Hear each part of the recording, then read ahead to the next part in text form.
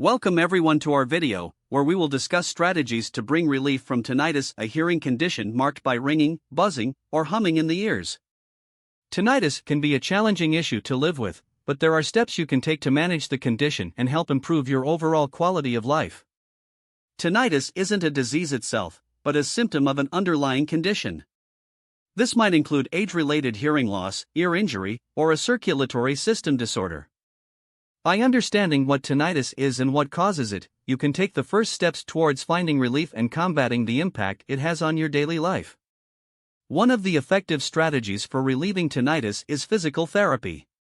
Techniques such as yoga and tai chi can help to decrease the intensity of the tinnitus symptoms by improving relaxation, reducing stress, and enhancing overall wellness.